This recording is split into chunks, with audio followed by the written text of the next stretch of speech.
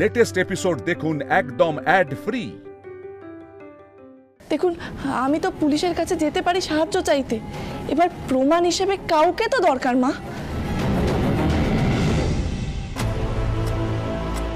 আবার থানা পুলিশ, আবার সেই অতীত, আবার যদি কিছু একটা হয়। মা মা আপনি চুপ করে থাকবেন না, কিছু তো বলুন মা। সম্পত্তি এক পাশে আর পরিবারের মানুষের সুখ শান্তি নিরাপত্তা তা আরেক পাশে। যা ক্ষতি হওয়ার তা তো হয়ে গেছে মা, এর চেয়ে বড় কোনো ক্ষতি হওয়ার আগে আমাদের পুরো ব্যাপারটা সামলে নিতে হবে। যা হয়েছে এর চেয়ে খারাপ আর কি হবে মা? মা আপনি চুপ করে আছেন কেন, কিছু তো বলুন। ঠিক বলেছ, ঠিক বলেছ তুমি। আমাদের যা ক্ষতি হওয়ার হয়ে গেছে, এর থেকে বড় বেশি ক্ষতি তো আমাদের আর কিছু হতে পারে না। আমি যাবো তো তোমার সাথে, চলো চলো তো প্রি। মা দাঁড়ান, আপনি যে আমার সঙ্গে বেরোচ্ছেন এটা কাউকে জানানো যাবে না। যদি কর্ণ কোনোভাবে জানতে পারে এটা, তাহলে বাধা দেওয়ার চেষ্টা করবেই। মা আমাদের পুরো ব্যাপারটা কিন্তু লুকিয়ে করতে হবে। ঠিক, চলো। কিন্তু তুমি, আমার অর্জুন, অর্জুন ঠিক আছে তো? হ্যাঁ মা, আপনার অর্জুন একদম ঠিক আছে। এবার চলুন।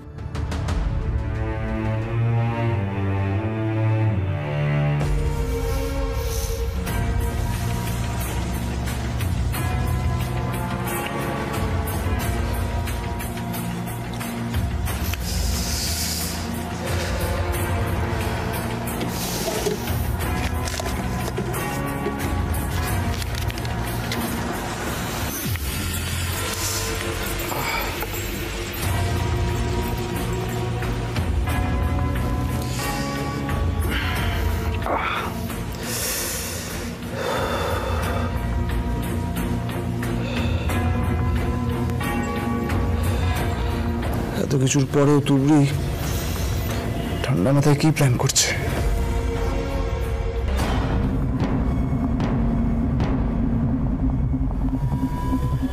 নজর রাখতে হবে ওর উপর, নজর না রাখতে পারলেই বিপদ।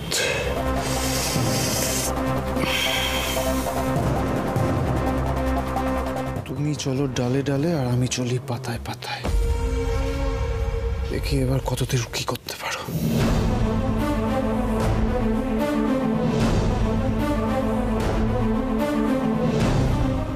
হ্যালো, হ্যাঁ আমি।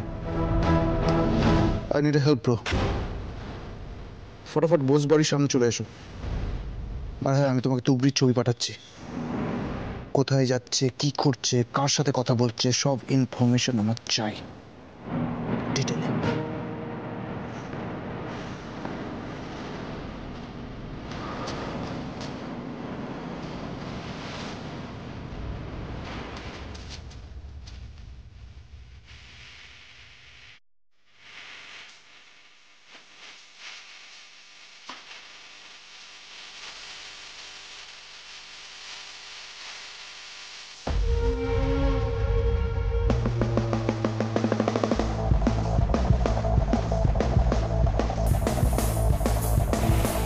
ম্যাডাম কোথায় যাবেন?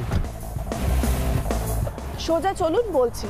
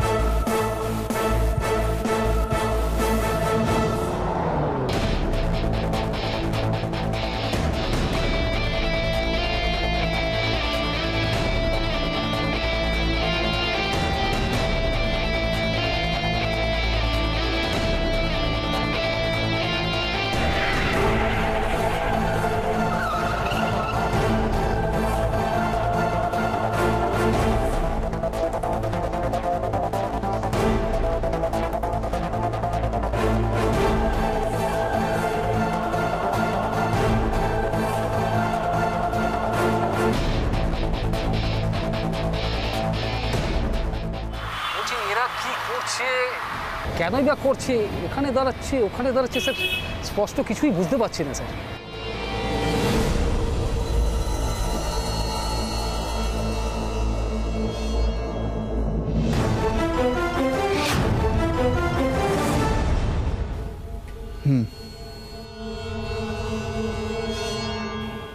এত বুদ্ধি তুবড়ির মাথায়। তুবড়ি যদি একবার সত্যিটা জেনে ফেলে তাহলে আমাকে অন্য রাস্তা নিতে হবে।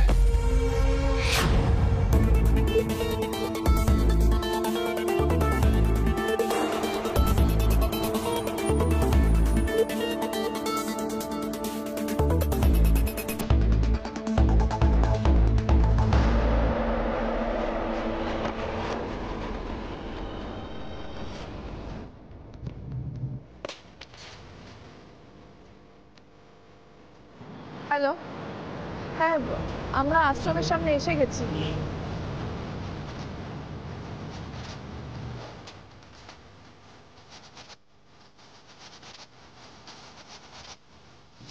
জন এখনো ফোন করছে না কেন?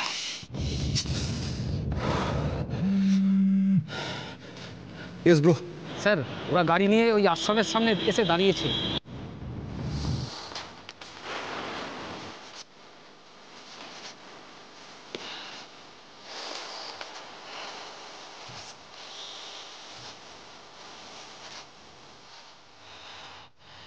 তুবড়ি, তোমাকে আমি ছাড়বো না, আর অঞ্জলি বোসকেও শেষ করে দেবো। এবার তোমরা তোমাদের সব থেকে প্রিয় মানুষকে হারাবে, আই প্রমিস। আচ্ছা, হ্যাঁ ঠিক আছে।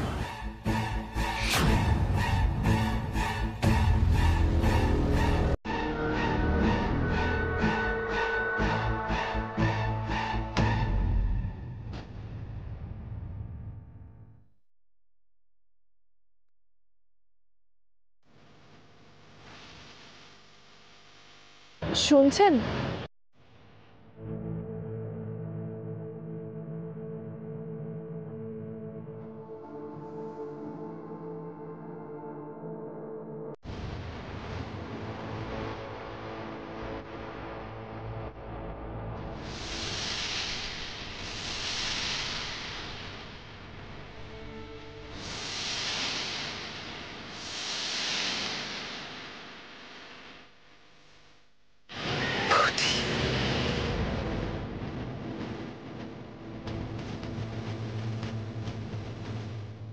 বৌদি,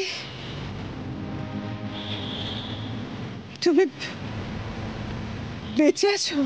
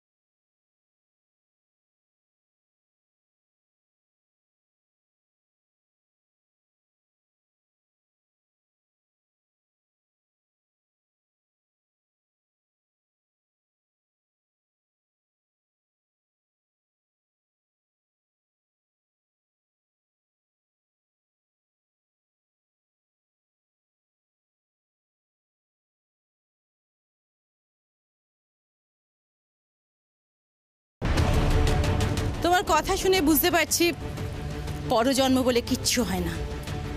মানুষ এই জন্মের পাপের শাস্তি এই জন্মেই পায়। তুমিও তোমার পাপের শাস্তি পাচ্ছ, তাই না?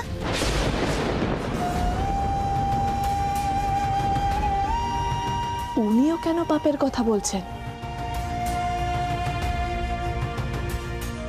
কোন পাপের কথা বলছেন আপনি? কোনটা জানতে চাও?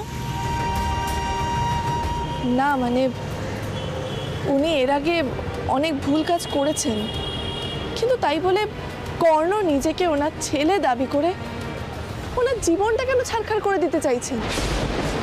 আমি শুধু সেটুকুই জানতে চাই। কে তুমি? ও আমার পুত্রবধূ, আমার ছেলের বউ।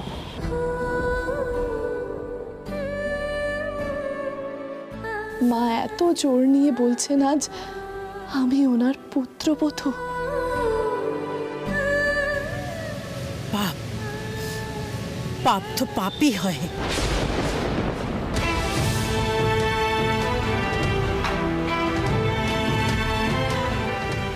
কি বলতে চাইছো বৌদি তুমি? আচ্ছা, তোমার কি মনে হয় দাদার মৃত্যুর জন্য আমি দায়ী?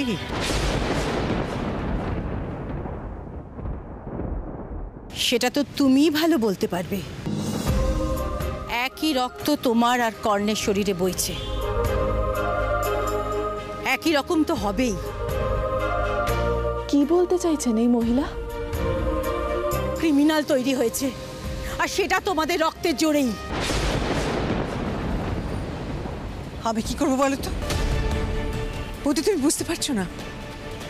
কর্ণ আমার সংসারটাকে তছনছ করে দিচ্ছে বৌদি। আমার ছেলেটা অসুস্থ, অর্জুন অসুস্থ বৌদি। আমার স্বামী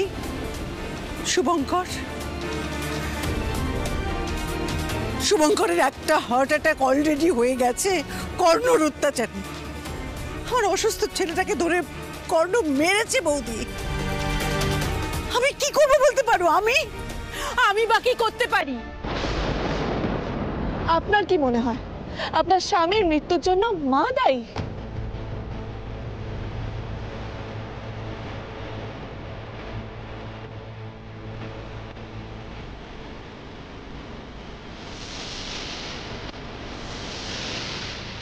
বলুন। দেখুন, চুপ করে থাকবেন না। আপনি কি সত্যিই মনে করেন যে আপনার স্বামীর মৃত্যুর জন্য মা দায়ী? না, এর জন্য আমার ভাগ্যই দায়ী।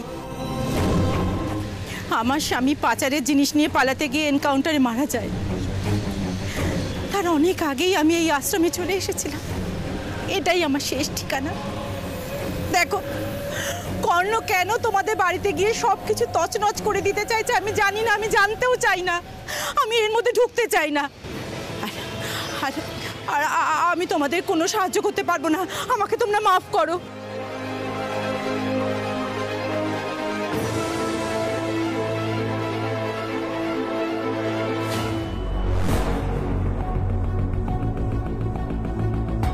আমার মাকে খুঁজে বের করেছে তুবড়ি, খুঁচিয়ে পুরনো ঘা বের করেছে। এবার যদি আমি আঙুল বেঁকায় ঘি বার করতে, তাহলে এই পরিবারের কি অবস্থা হবে সেটা তুবড়ি জানে না। বলছি, ভাইয়াকে তো কিছু খাইয়ে ওষুধটা খাইয়ে দিতে হবে। তুবড়ি বলেছে ওষুধটা যেন ওকে ঠিক সময় খাওয়াই। তুই আধ ঘন্টার পর অর্জুনকে ডাইনিংয়ে নিয়ে আয়, আমি ততক্ষণে স্যুপটা বানিয়ে দিচ্ছি।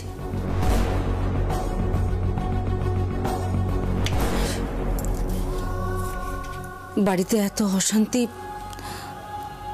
আমার কিছু রান্না করতে ইচ্ছা করছে না অঞ্জনা। ঠিক আছে, এমনিতেও কারোর কিছু খাবার ইচ্ছে নেই, কিছু তো একটা খেতেই হবে। স্যুপই না হয় সবাই খেয়ে নেবে।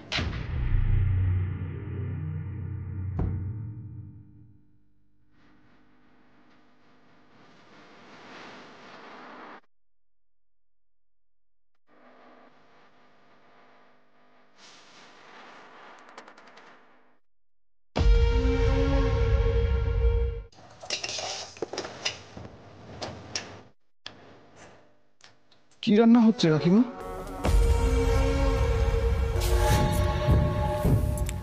কথা বলবে না তো আমার সাথে? জানি তো, কেনই বা বলবে? ঘাড়ের উপর উঠে এসে বসে আছি। আমি তো আর তোমাদের নিজের লোক নই। জানো কাকিমা, আমি কোনোদিন মায়ের ভালোবাসা পাইনি। কেউ কোনোদিন হাতে ধরে আমাকে কিছু শেখায়নি। আদর কি, ভালোবাসা কি, স্নেহ কি, শাসন কি, কিচ্ছু শিখিনি আমি। ছোট থেকে একা একা বড় হয়েছে, তাই হয়তো একটু খ্যাপাটে গোছের হয়ে গেছি। আর তার জন্য আমাকে ভুল বোঝো না কাকিমা, প্লিজ। দেখো, ভুল বোঝাবুঝির কিছু নেই। আমি তোমার সঙ্গে কোনো রকম কথা বলতে চাই না। তুমি এখান থেকে চলে যাও। না, তুমি তুমি তুমি আমাকে যতই যাও, যা বলো, আমাকে বকাবকি করো, আমি এখান থেকে যাবো না। আমি তোমাকে হেল্প করে দিই, তারপর যাবো। আরে আরে, কি করছো এটা তুমি? এই হাত দিয়ে অনেক অনেক অপরাধ করেছি তো আমি কাকিমা, তাই নিজের হাতে তোমাকে হেল্প করে আমি সেই প্রায়শ্চিত্ত করতে চাই।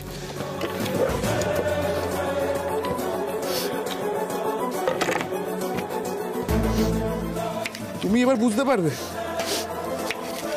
আমি কোনো খারাপ মানুষ নই, খুব ভালো মানুষ। সব কাজ পারি, ছোট থেকে তো একা একা বড় হয়েছি, নিজের কাজ নিজে করতে পারি। দেখো তোমাকে কি সুন্দর গুছিয়ে দেবো। তোমার সাথে আমি কোনো তর্কেই যেতে চাই না। তুবড়ি বলে গেছে কোনো তর্কে না জড়াতে।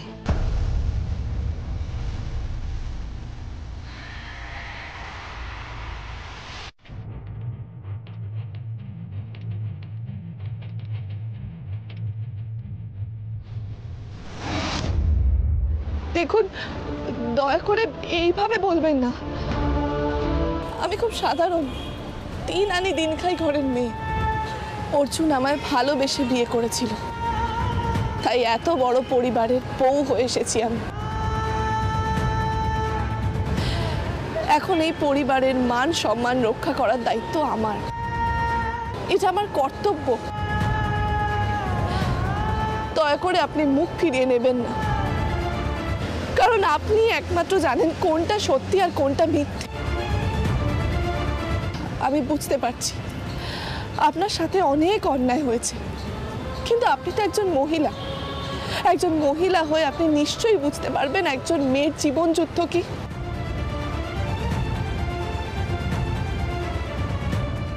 অনেক ছোটবেলায় আমার বাবা আমাদের ছেড়ে চলে যান। অনেক কষ্টে বড় হয়েছি। আমি চেয়েছিলাম নিজের শ্বশুর বাড়িতে নিজেকে যোগ্য প্রমাণ করতে। এই পরিবারের জন্য সব সময় লড়ে গেছি আমি, নিজেকে প্রমাণ করার চেষ্টা করেছি। পরিবারের মান বাঁচিয়ে নিজেকে প্রমাণ করার সুযোগ পেয়েছি আজ।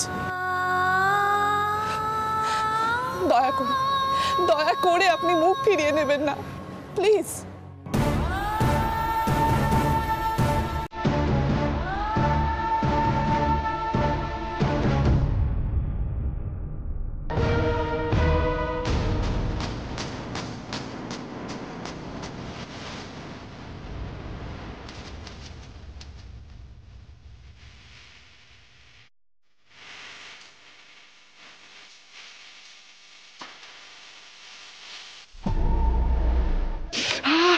কেটে গেল, কি রক্ত পড়ছে কাকিমা, কি যে করি না আমি, খুব জ্বালা করছে। বলছি তোমার কাছে কি ওষুধ কিছু আছে? ব্যান্ডেড হলেও চলবে। এটাই হলো কর্মফল। এখনো অনেক যন্ত্রণা পাওয়া বাকি আছে তোমার।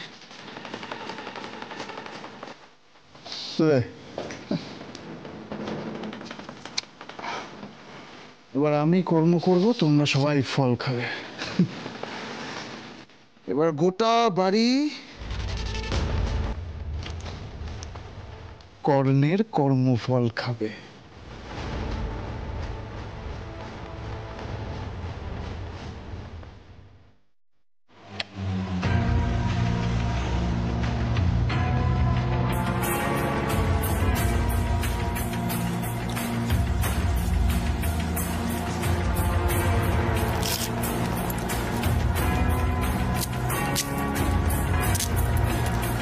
থ্যাংক ইউ কাকিমা, তুমি না খুব ভালো।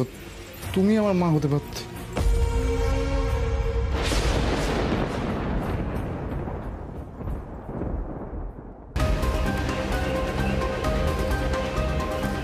তুবড়ি, তুবড়ি, ওঠো, ওঠো শিগগির।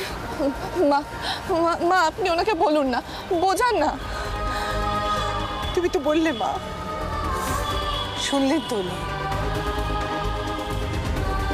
আমার আলাদা করে কোনো কথায় উনি কিছু শুনবেন না। যদি শুনতে চাইতেন তাহলে তাহলে তোমার কথাই শুনতে। জীবনের কাছে আমার বিশেষ কিছু চাওয়া পাওয়ার নেই। আমি জীবনের কাছে হেরে যাওয়া একটা মানুষ। আমার স্বামী আমাকে ছেড়ে চলে গেছে, ছেলেও কোনো খোঁজ রাখে না, কেউ আমার কথা ভাবে না। আমি চাই না আমার মতন জীবন কেউ পাক।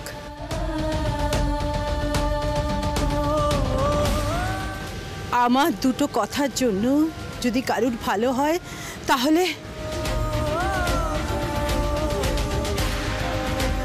আমি যাব। জীবনে তুমি অনেক কষ্ট করেছো, অনেক। জীবনের কাছ থেকে তো এইটুকুন তোমার প্রাপ্য। আপনি সত্যি যাবেন? যাব। বেশ, আপনাকে আমাদের সাথে থানায় যেতে হবে আর বলতে হবে কর্ণ আপনার ছেলে।